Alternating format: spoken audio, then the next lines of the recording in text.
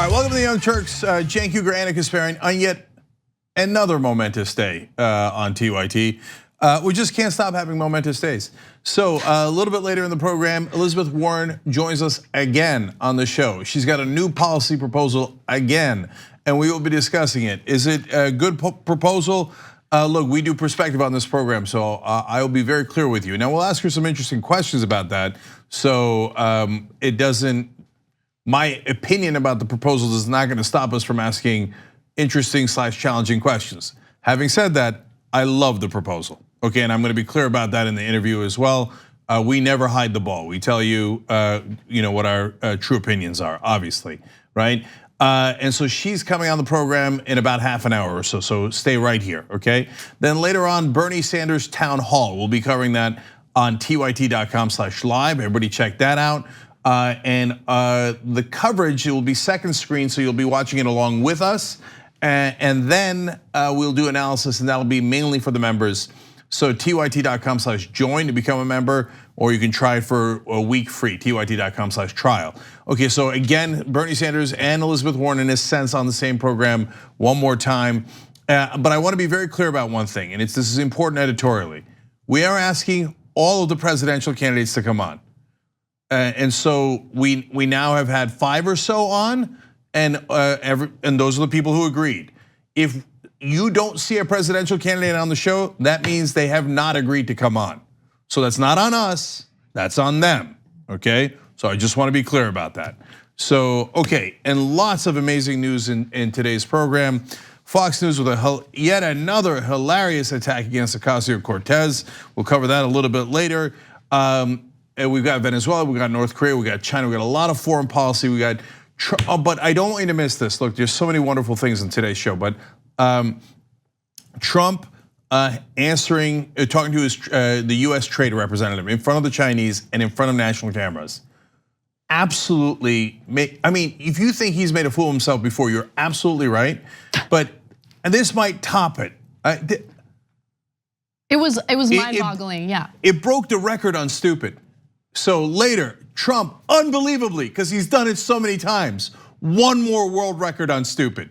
So, and you're gonna get to see it with your own eyes, so don't miss that story. Okay, Anna, take it away. All right. Violence erupted on the Venezuelan border with Colombia as humanitarian aid was blocked into the country.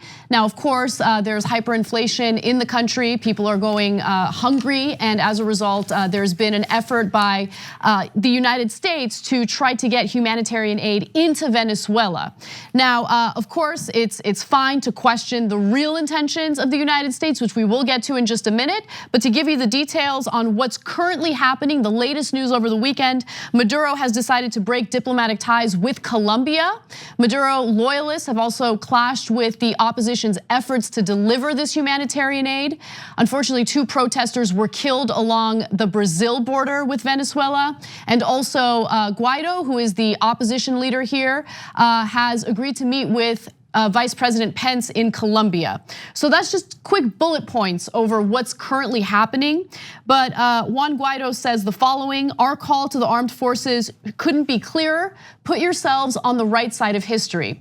Now, when he says that, he's specifically referring to the military in Venezuela, which for the most part has been bought off by Nicolas Maduro. He has shared some of the money with them in order to keep them loyal to Maduro. And that, of course, is what's helping him stay in power as the dictator of Venezuela. Okay, so as usual, there are no winners here. Lots of bad guys all around. Let's try to break it down.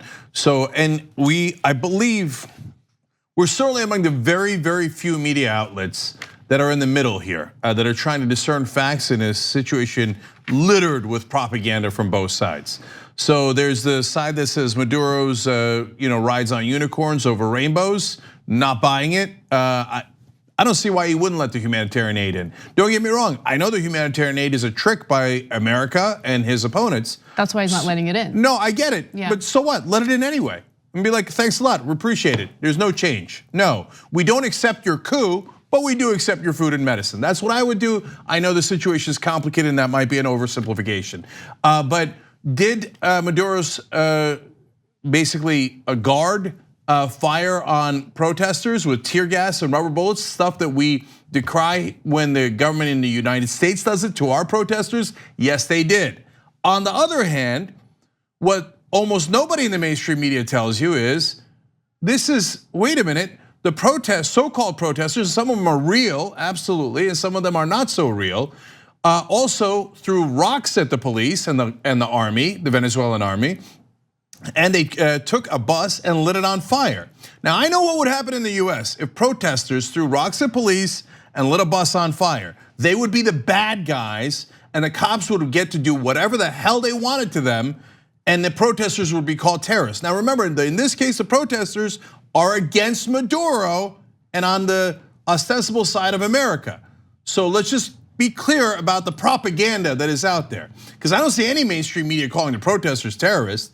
I know they would do it here. I know Fox News would do it here. I'm positive of that if the situation was reversed. So the army, the Venezuelan army, should not fire at the protesters, and the protesters should not have thrown rocks and lit things on fire and endangered people's lives. So both sides have done things that are wrong. So if you're on either one of those sides and you think either side's an angel, go ahead and get mad at us and do whatever you like. But we're trying in a very difficult situation to deliver the facts. Right, so one other failure of the mainstream media is the lack of clarity on why the United States is really interested in getting involved in this effort for regime change in Venezuela. And make no doubt about it, this is an effort for regime change.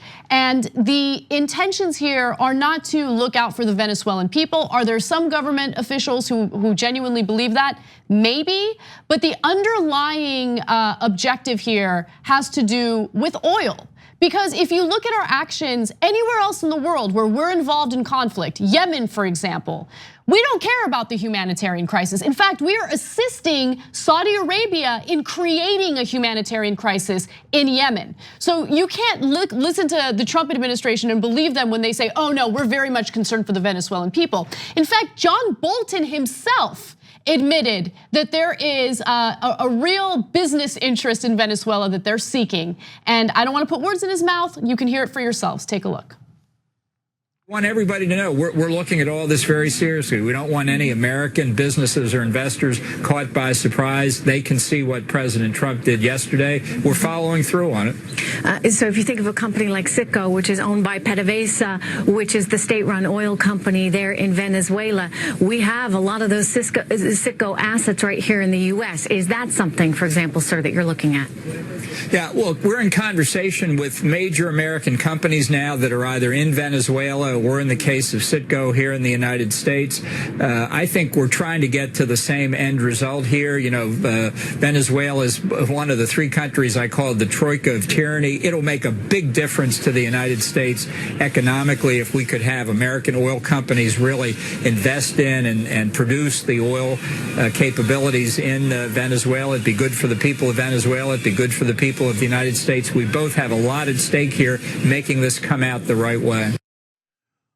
So John Bolton is not hiding the fact that they're very much interested in the oil in Venezuela. I mean, he said it, that was him. Those were his own words. But that's not to say that we support Nicolas Maduro or that Nicolas Maduro isn't doing anything wrong. Of course, we're not saying that. I would argue that right now there is no good guy. This is a very complicated situation, and unfortunately, people are trying to look for a good guy and a bad guy. But unfortunately, you're seeing, some bad actors on both sides. Okay, so let's talk about the things that are clear. So I want to thank John Bolton. It's not something you'd hear me say often on the program. Why? For the clarity that he's given us. So now we know for a fact. Look, he started out with admissions that were borderline startling. Look, we're looking out for US business interests. So now it's sometimes mentioned tangentially, like we care about the people of Venezuela. I mean, business interests too, a little bit, okay? No, but he started out with business interests. And then at the end, he just dropped all pretenses and said, no, we want American companies to get the oil in Venezuela. Period. And by the way, it's not complicated. And that is, so I'm gonna call out all of the mainstream media on doing, here we go again, a terrible job of giving context. Why?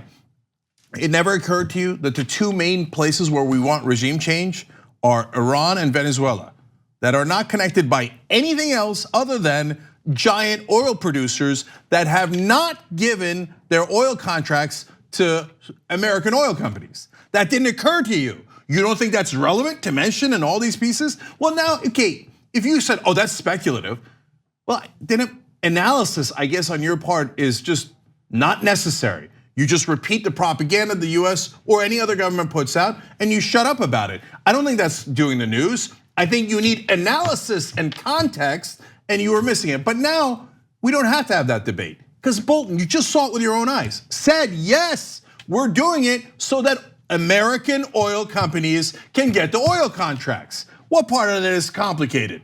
So our interests in Venezuela are clearly tainted.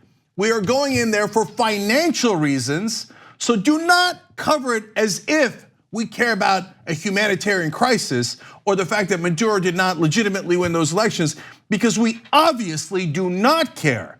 Now, why is it further obvious? Well, we support about 3/4 of the dictatorships in the world. Yep. So why randomly pick Iran and Venezuela out of that giant swath of countries that have dictators that we support? Why are we not animated, for example, about the dictator in Saudi Arabia, who's a butcher and who chops people up? Why? Because our companies have oil contracts with Saudi Arabia. It's all about the money, all about the money. So let's be absolutely clear about that. And so we do not have legitimate extra grievances with Iran or Venezuela more than we would with Saudi Arabia or any other dictatorship. The only real reason why we're animated about those countries and why we are agitating for regime change in those two countries is the oil, period. But yet, in the rest of the mainstream media, it is never mentioned. Not only, hey, look, Young Turks, I get it, you make a persuasive case, but I don't know if that's 90% of the equation, 100%, 70%, 51%. That's an interesting debate. No, they mention it as 0%. Preposterous. That's not news, that's propaganda. So look, I look forward to people coming up with constructive solutions on how to get aid to Venezuela and constructive solutions on how to do a real election in Venezuela. But what is not constructive is us agitating for regime change so that oil executives in America can make more money. Not interested, that's a hell no, under no circumstances. And also keep in mind that the United States had already assisted in a failed coup in Venezuela back in 2002. So US officials have had their eyes set on Venezuela for a while now. And again, you can chew gum and walk at the same time, right? And critiquing the US involvement is not, giving a pardon to some of the horrific things that are taking place in Venezuela. But it is important for the American people to be fully aware and informed on why the United States is involved in the first place. Yes, and by the way, more context, 12 members, at least 12 members of the National Guard have switched over and defected to Colombia. So at the lower levels of the military, there is great discontent because they're living in the same economic situation as the rest of the people in Venezuela. There are real protesters against Maduro. There's a mother that went out there, for example, and says, look, I gotta, there's no bread. I need bread for my kids. They're worried I'm gonna die in the protests, but on the other hand, I'm worried they're gonna die without food. Another dad drove 18 hours to try to get medicine in for his son. So those stark economic conditions in Venezuela are real, okay? And there are real protests. There's also, again, a lot of young males that are going out there in mass and lighting things on fire. Those are the folks I would put in the American and Guaido-led propaganda units, okay? And then finally, in terms of scope, what I hear in the American media all the time is there are huge protests against Maduro in the streets, including in the Capitol. That's true. Okay, what you find out today is, it turns out, actually there are bigger rallies in favor of Maduro. Okay, so let's report both. To say that there are no protests against Maduro is totally wrong, okay? To say that the protests are larger than the ones supporting Maduro are also wrong. Now, why are all those people in the streets in favor of Maduro? How come no one in the American media ever asked that question? So that's, given the economic disaster that is happening in Venezuela, it's a fair question why all these people are still supporting Maduro. Well, could it be that they're tired of American coups in Latin America? That could be part of it. And the constant interference and the constant demands that their oil be given over to American oil companies for their profit. Yes, both of those things are real and are factors here. Please try to do your job without the government or any government, whether it's the Venezuelan government or the US government, telling you what you must say. Let's move on to other foreign policy. Donald Trump has traveled to Vietnam for his second summit with North Korean dictator Kim Jong-un, and it appears that in the second meeting, Trump has significantly lowered his expectations for Un. Take a look. We have a special feeling, and I think it's going to lead to something very good, and maybe not. I think Speaking to the US governors Sunday night, President Trump said he's no longer pushing North Korea to quickly give up its nuclear weapons. I'm not in a rush. I don't want to rush anybody. I just don't want testing. As long as there's no testing, we're happy.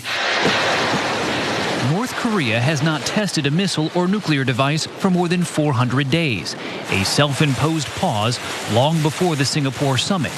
Kim Jong-un claims he's already completed his nuclear program and no longer needs the tests. But there is ample evidence that the regime is still producing nuclear fuel, working on its weapons programs, and evading international sanctions. North Korea has taken no clear steps towards denuclearization, despite President Trump's tweet after the Singapore summit that there's no longer a nuclear threat from North Korea. Okay, so he is lowering expectations. He's like, look, as long as they're not testing these missiles, as long as they're not testing nuclear weapons, I'm okay with this, which is, again, lowering expectations. Initially, he wanted North Korea to completely denuclearize, but as you know, there has been some evidence indicating that Kim Jong-un has continued on with developing his nuclear arsenal. So, okay, so it's not just a matter of lowering expectations, because a lot of administrations do that for a lot of issues, including meeting with foreign leaders. It's about moving the goalposts. So, as CBS did a really good job there of giving you context, they stopped testing their missiles well before Trump met with Kim Jong-un in June of 2018. So he did not get that concession at that meeting. That's just not true. And so now, does that mean that they have stopped their nuclear program altogether, as Trump claimed? Absolutely not. So they're still working on their weapons programs overall, and they're still producing nuclear fuel, and they're still evading international sanctions. Now look, you put sanctions on a country, no matter how much I disagree with the country, they're gonna try to evade them. I'm a little less concerned about that, that's my opinion, okay? I don't want them to evade it, but I understand the back and forth that's happening there. But are we applying the same standard to North Korea as we are to Iran, for example? Because Iran never had a nuclear weapon program. Iran never tested any nuclear weapons at all. And they gave up their nuclear energy program on top to produce energy in a concession to America and Russia, China, and Europe. And America says now, not good enough.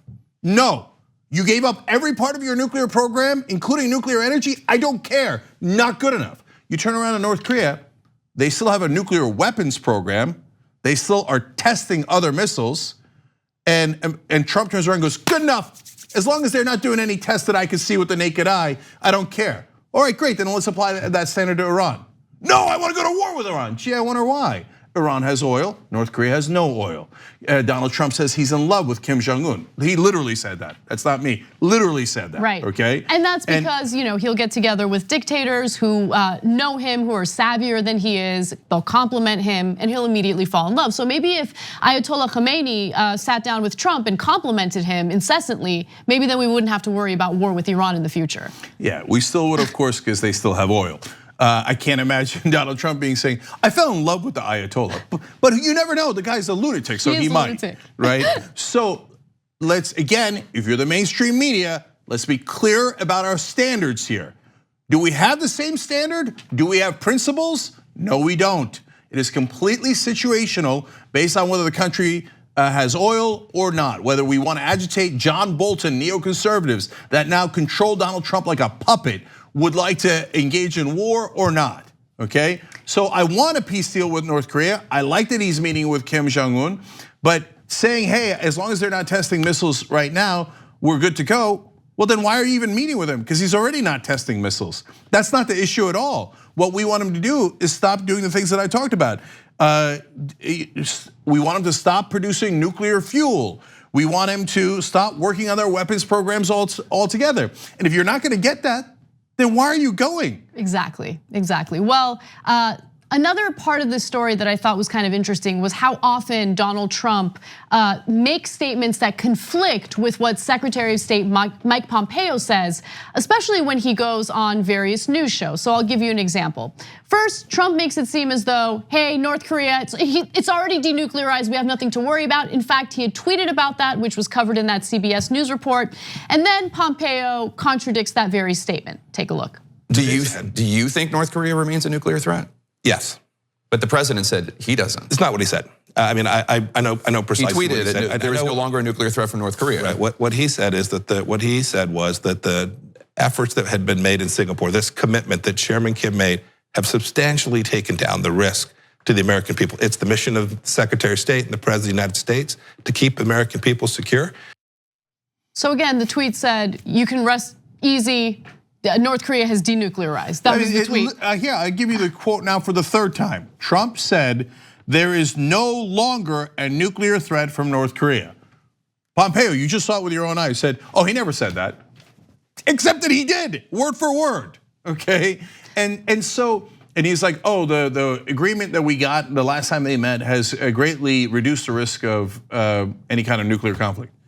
Except the agreement was so vague, Pompeo himself will admit that no one really knows what it means. That is why they're meeting again to try to clarify what the hell Trump and Kim Jong-un meant by the incredibly vague agreement last time. Because it doesn't really demand anything of them.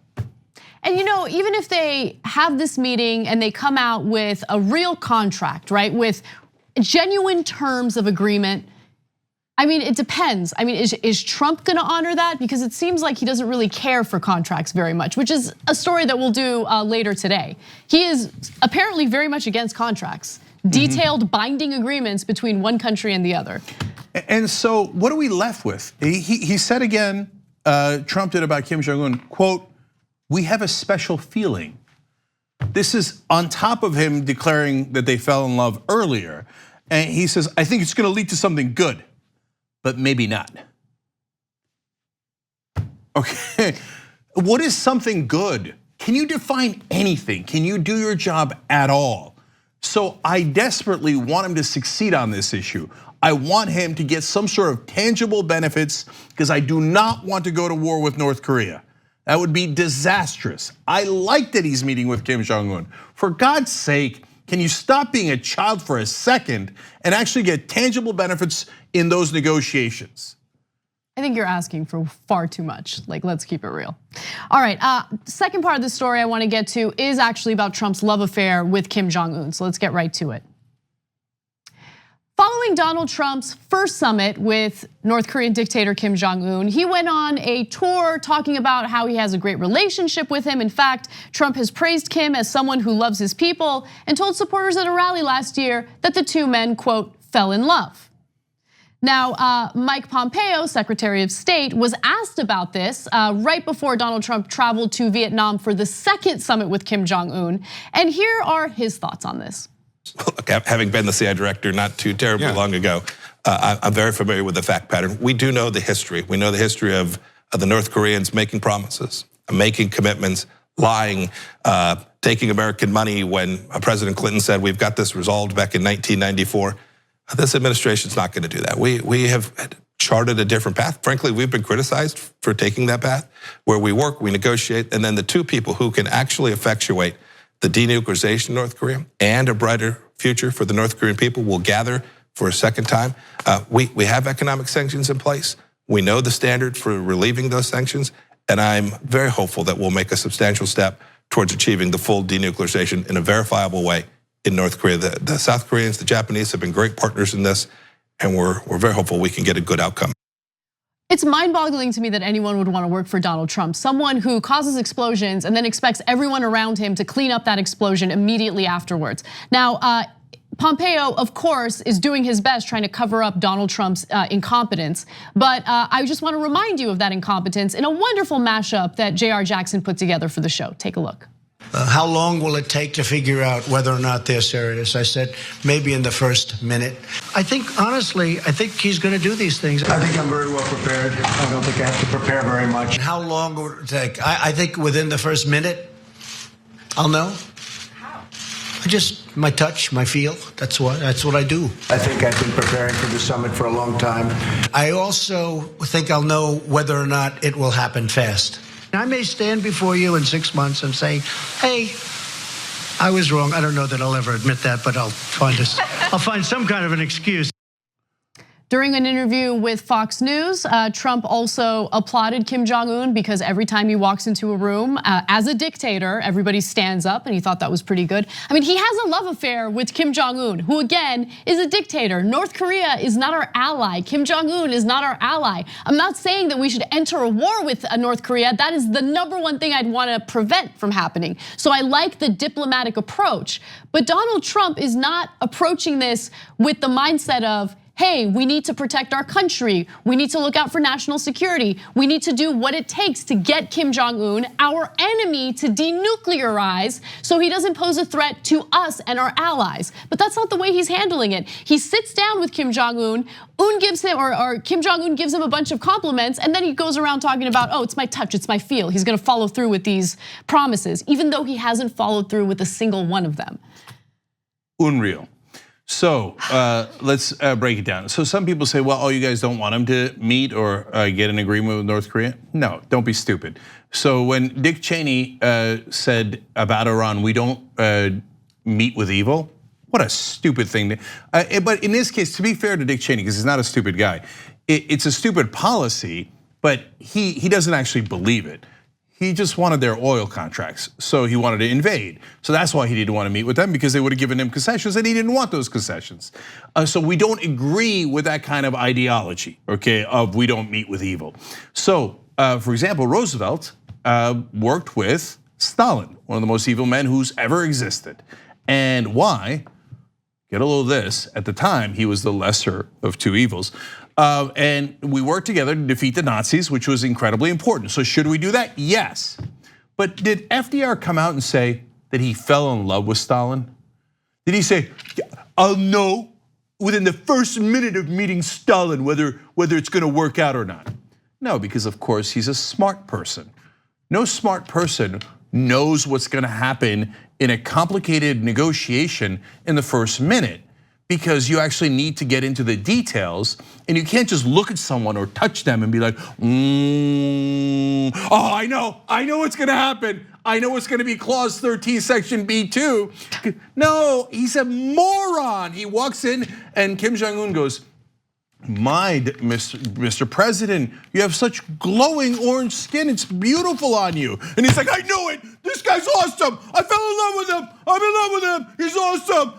I don't need anything else, I don't need anything else. Why? Because he's not negotiating on our behalf. He's negotiating on his behalf. He just wants compliments. We have an unbelievable buffoon as president. And let's note the overwhelming, record-shattering hypocrisy of Fox News and all conservatives and all Republicans.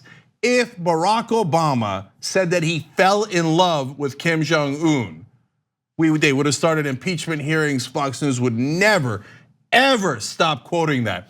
And this Democrat who's soft on dictators, the guy's got gulags and concentration camps, well, which is true by the way, okay? And he says he fell in love with him. Now Trump says it, they're like, oh yeah, of course, that's what you're supposed to do. Tough conservatives are supposed to fall in love with dictators that are against our interests. Okay, if that's what you believe. One final part of this that you should know about is Russia's involvement. And I'm not exaggerating this is not a red scare, but according to Russian state media, they revealed comments from Russian Foreign Minister Sergei Lavrov, in which he said Moscow believes the US should offer security guarantees to Pyongyang in exchange for a deal to abandon its nuclear arsenal. Now, why do I share their thoughts on this? Well, Russian state TV also noted that Donald Trump reached out to the Russians for advice on how to handle this.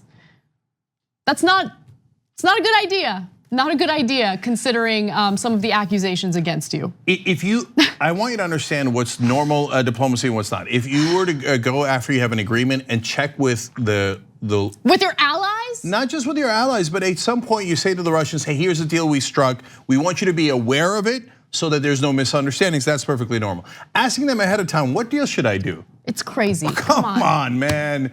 Okay, and then finally, when Chris Wallace asked Mike Pompeo, why did the president say that he fell in love with Kim Jong-un? So good job of Chris Wallace on Fox News. So I'll give him and only him credit on that. He said, oh, well, it's because the relationships matter, et cetera. And then he added this, Pompeo did. I have observed this over the past weeks and months. I watched them exchange messages. I watched their team understand the messages that the two leaders are providing. In other words, nobody has any idea what they're talking about. We're trying to decipher it, but they keep telling each other how much they love each other, but there's no actual negotiation going on. There's no tangible, hey, you will stop this nuclear program or you will stop this missile program. Nothing except you have beautiful orange hair and you are a wonderful dictator who loves your people. And even Pompeo on TV is saying, I'm trying to figure it out. I don't know. We have a fool for a president. If you can't see that, you're blind. We got to take a break.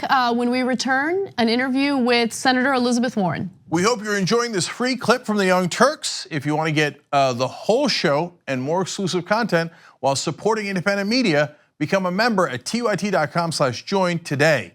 In the meantime, enjoy this free segment.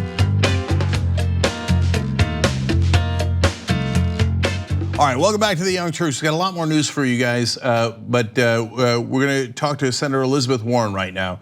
So joining us is Senator Warren, who is running for president. She's got a new policy proposal out. It applies to herself. She's not going to do any more private fundraisers or one-on-one meeting with big donors, and she also won't be doing call time. So that is a bold proposal. We have a perspective here on the Young Turks, and my perspective is I like it. So I want to be clear about that. Now, Senator Warren, I did want to ask you some details. Thank you for joining us. We appreciate it. Glad to be here. So as a matter of context, what percentage of your donations used to come from that category as opposed to small donors that you might raise online, for example? It's a good question. And to tell you the truth, I haven't looked at the numbers on this. I know that I've raised a lot of money from large donors, but I've raised a lot more money from small donors. It's been apart from the very beginning of how the campaign, when I first ran for the Senate back in 2012, was really about people all over Massachusetts and all over the country who just said, count me in, $5 here and $25 there. And that's how you built it. But part of doing that is everybody goes out and spends time with the rich and the well-connected. And this is not the kind of campaign I want to run for president. We're in a primary, and a primary gives us a moment. We're just running against other Democrats at this point. So think about what we can do. We can actually walk the walk here. We can say that what we want to do in a primary is build the grassroots foundation of how we're going to run in the general election and how we're going to make real change after we win. So we have this opportunity to do it face to face, person to person, neighbor to neighbor, all over this country. Okay, Senator Warren, I just spend all your time with rich people. Right, and so of course the reason that other Democrats give for doing that, and it's understandable, and again, you did it in the past, and so I get why they say they need to do it. I don't agree with it. I like your new proposal a lot. It makes people able to trust you more, but they say, hey, look, you got to be able to raise money from these folks. Otherwise, we're not going to be competitive. So when you did it in the past, I just asked you about what percentage of your donations came, but also I'm curious, what percentage of your time went into those kind of fundraisers and those calls? And that's the problem. It is about time. So look, I understand in a general election, I didn't have a deeply competitive primary. I was in a general election. I was up against Republicans. I was up against a Republican who started out on the first day I declared, already had $10 million in the bank. And I understand how all of us, you got to be in these races. I do not believe in unilateral disarmament.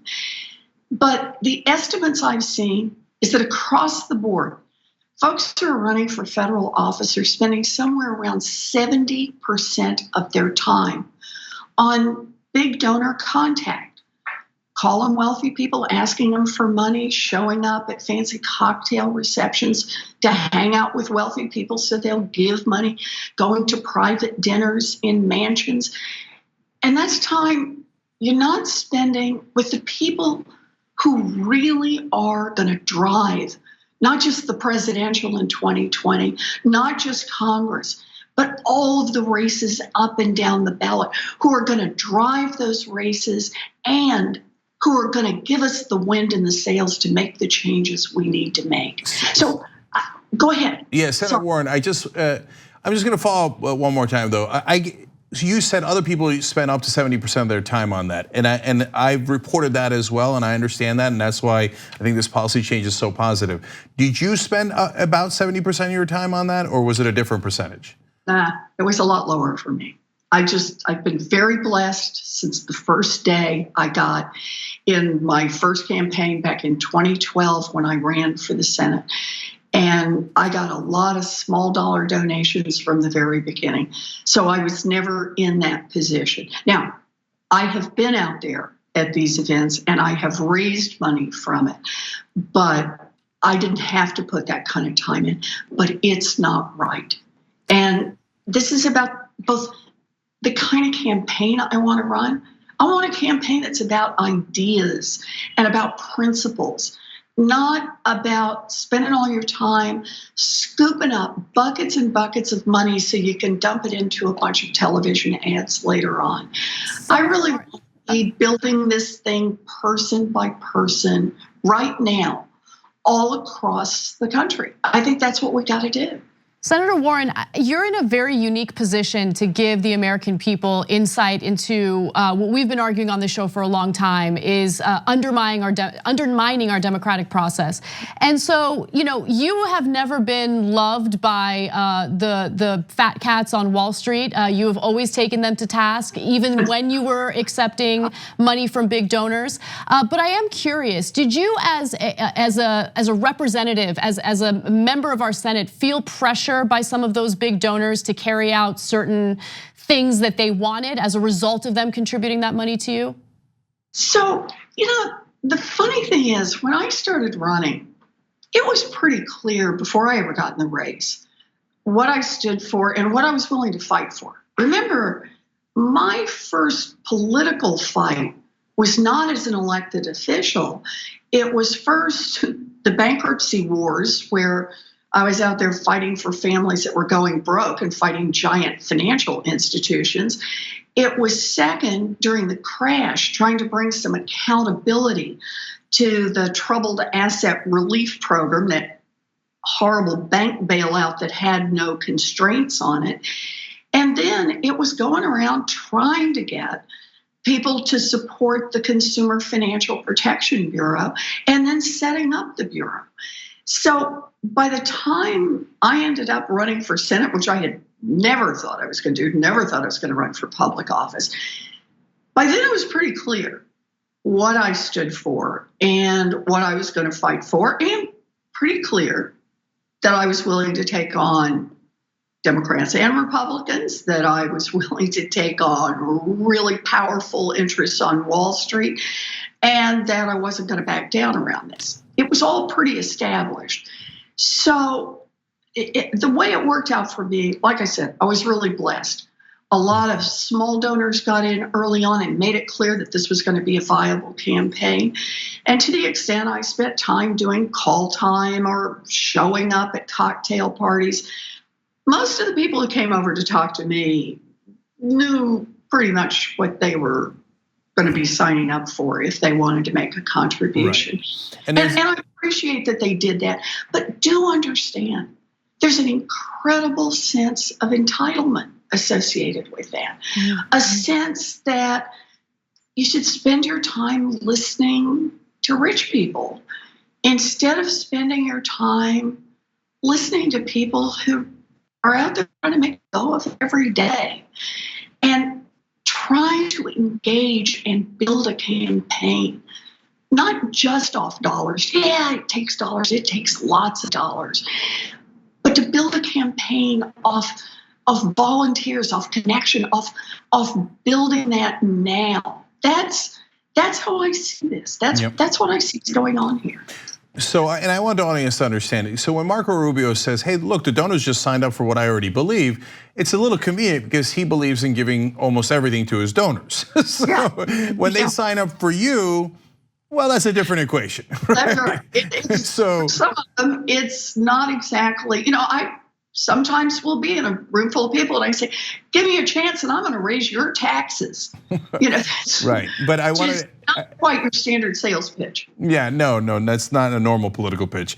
But I wanted to ask you, you mentioned earlier that you don't believe in unilateral disarmament. So does this only apply in the primaries or will you carry this over to the general election or any other election you'll have going forward? So this is for primaries. Look, I do not believe in unilateral disarmament. We need to win.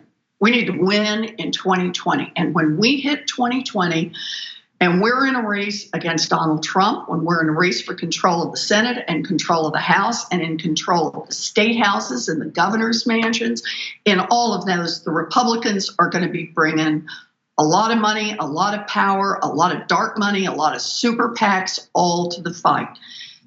We play by the same rules. And in that one, I say we got to be all in because we have to beat the Republicans. But here's my key point. We're in a primary, a Democratic primary. We got a whole year ahead of us in this. We have a chance in this primary to do something extraordinary and to show how it works. Think of it like this. Once you get to the general, everybody's going to be out. There's going to be a lot of money, a lot of fighting. Everybody's positions will be well known. But right now, and in the primary, we have a chance to build something special. We have a chance to build something that is a rock solid foundation. It's the part that says, I'm in for $20. Go to ElizabethWarren.com and say, I believe this is how we should finance campaigns. I believe that this is how it should work. It's about our principles. It's about our priorities. It's about ideas. And we're going to build that rock solid foundation in the primary. And when we do that, we not only will have something the Republicans sure as heck are not going to have. So when it gets down to what we do in the general and their TV ads going back and forth, we're still going to have our foundation. Senator Warren, are you at all concerned though that if you pivot toward accepting money from big donors, that would turn some of the I want to say progressives, but it's not just progressives who want to see the abandonment of big donors. Most voters are concerned about this issue. Are you at all worried that they would stay home during the general election if you pivot toward accepting that money? Look, I think that what we've got right now is we got to show what we can build person to person to person to person across this country. I think we've got to show what we can build through democracy, that we believe in democracy, that we have faith in democracy, that we can make democracy work. I think we can show that in our primary. I think then we can just be tough as nails and take on Donald Trump, take on the Republican senators and congressmen in the general election, and then we got to change the laws. Mm-hmm. Let me just say, I've got the biggest anti-corruption bill since Watergate. Money floods Washington, and money is choking our democracy. We've got to take steps and start taking them now to reestablish our democracy, to show what we can build person by person by person across this country. And this is a chance to do this. For me, this is a chance to run the kind of race I want to run. a race based on ideas, a race based on issues, a race based on principles, and that nobody's buying access to me. So I just want to give the links one more time, and I'll tell you why. When candidates turn down big donor money, we want to make sure that small donors know how to access them. And we did this for all the Just Democrats. We did this for Ocasio-Cortez when she was running. So I want everybody to know it's ElizabethWarren.com. If you want to donate, it's ElizabethWarren.com/donate. And you could also volunteer, which is a huge part of the equation as well, at ElizabethWarren.com/join-us. Senator Warren, thank you for joining us and explaining this policy. We really appreciate it. Let me tell you what I'm going to do. I'm going to be doing call time tonight. I'm going to be calling people who've donated. Only whether or not you get a call is not based on how much you donated. It's just whether or not you're in. And I'm going to call as many people as I can tonight and tomorrow night and the next night. I'm going to do call time. It's just going to be with the people who are all in on this campaign.